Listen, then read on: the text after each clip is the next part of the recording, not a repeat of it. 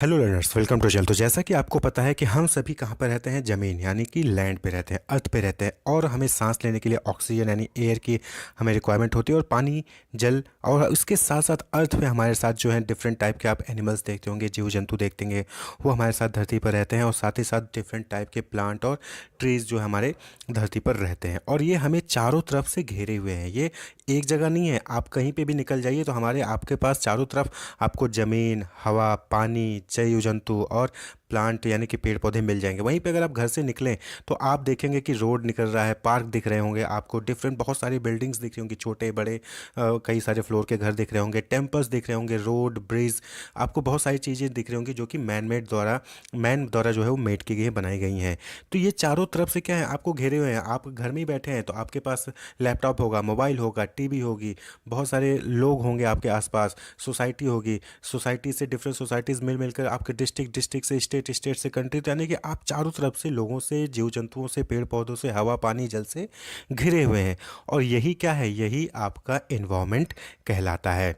इसमें से कुछ चीज़ें मैनमेड होती हैं, कुछ चीज़ें नेचुरल होती हैं। जैसे कि आपने देखा एयर, वहीं पे आपको देखने को मिलेगा कि लैंड, वहीं पे आप वाटर, डिफरेंट टाइप के एनिमल्स, और जो प्लांट और ट्रीज़ होती हैं, ये सब क्या है, ये नेचुरल चीज़ें हैं। नेचुरल, अब नेचुरल भी बायोटिक होता है, कुछ अबायोटिक होता है। बायोटिक यानी कि लिविंग ऑर्गेनिज्म, जैसे कि प्लांट हो गए, एनिमल हो गए, ये लिविंग ऑर्गेनिज्म में आ जाते हैं, तो इनको बायोटिक कहते हैं। वहीं एबायोटिक यानी कि नॉन लिविंग एलिमेंट, यानी कि लैंड, ये क्या है, नॉन लिविंग है, तो लैंड क्या होगा, एबायोटिक। वहीं पे बायोटिक जो लिविंग ऑर्गेनाइजेशन होते हैं और वो नेचुरली होते हैं, नेचुरली यहाँ पे धरती पर होते हैं, तो वो लिविंग ऑर्गेनाइज्म बायोटिक हो जाते हैं। ठीक है, तो ये नेचुरल इन्वायरमेंट है। वहीं पे आप कुछ चीज़ें क्या होती हैं आपके इन्वायरमेंट में, मैन मेड होती है, जैसे पार्क हो गया, रोड हो गया, ब्रिज हो गया, लैपटॉप, मोबाइल, ये सारी चीज़ें क्या है, स्कूल हो गया, ट्रेन्स हो गए, आप एरोप्लेन देखते हैं, तो ये सभी क्या है, ये मैन मेड है, यानी ह्यूमंस ने बनाए हैं, मानव ने इनको बनाए हैं। तो ये भी क्या है, आपको चारों तरफ से घेरे हुए हैं। आपको कोई भी काम करना हो तो आप इन सब चीज़ों की जरूरत पड़ती है। वहीं पे आपको ज़िंदगी जीनी है तो नेचुरल इन्वायरमेंट की जरूरत पड़ती है। वहीं पे आपको अपनी ज़िंदगी को सफल तरीके से जीनी है, सुख सुविधाओं के साथ जीनी है, तो आपको मैन मेड चीज़ों की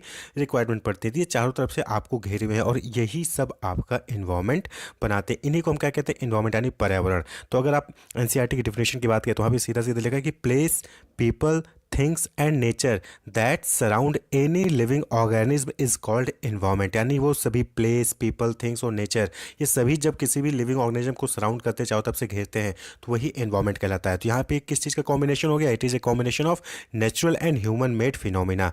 परि पर्यावरण, अब पर्यावरण का अगर आप संधि विच्छेद करेंगे तो परि प्लस आवरण है। तो परि मतलब हमारे चारों ओर, और आवरण मतलब घेरे हुए, ढक्कन। आवरण का मतलब क्या होता है, ढक्कन टाइप का जो ढक देता है, तो घेरे हुए। तो पर्यावरण का मतलब क्या हुआ, पर्यावरण का शाब्दिक अर्थ होता है चारों ओर से घेरे हुए, यानी कि किसी भी लिविंग ऑर्गेनिज्म को जो चारों तरफ से जो भी चीज़ें उसको घेरती है वो सब उसके इन्वायरमेंट में आती हैं। तो बहुत सारे लोग इसमें डाउट रहते हैं कि इन्वायरमेंट में सिर्फ जो है हवा, पानी, जल, यही सब आता है। नहीं, कोई भी चीज़, आपका टेबल हो गया, लैपटॉप, मोबाइल, दूसरे लोग, जो है पार्क हो गया, रोड हो गए, रेलवेज हो गए, एरोप्लेन हो गए, कुछ भी, वो चाहे नेचुरल हो चाहे वो ह्यूमन मेड हो, वो सभी सभी चीज़ें आपके इन्वायरमेंट में आती हैं।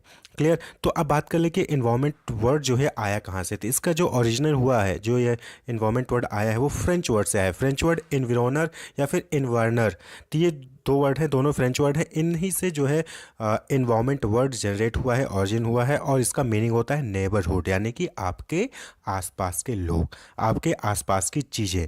वही चीज़ क्या कहलाती है, इन्वायरमेंट कहलाती है। तो अगर आपसे पूछा जाए कि व्हाट इज़ योर इन्वायरमेंट, आपका इन्वायरमेंट कैसा है, कहते हैं ना कि आपका इन्वायरमेंट कैसा है, तो आप इन्वायरमेंट माइक्रो भी हो सकता है, मैक्रो भी हो सकता है। माइक्रो मीन्स आपके जस्ट आसपास के लोग, आपकी सोसाइटी के लोग। मैक्रो मीन्स जो आपसे डायरेक्टली कनेक्टेड नहीं है लेकिन आप पे इन्फ्लुएंस डालते हैं, तो वो माइक्रो हो गए। अब जैसे कि इंडिया के डिफरेंट डिफरेंट लोग, अलग अलग सोसाइटीज़ हैं, अलग अलग नॉर्म्स हैं, या फिर आपको पॉलिटिकल की नॉर्म्स कह लीजिए कि जो गवर्नमेंट होती है, सेंट्रल गवर्नमेंट, स्टेट गवर्नमेंट, आप पे ऊपर इफेक्ट डालते हैं।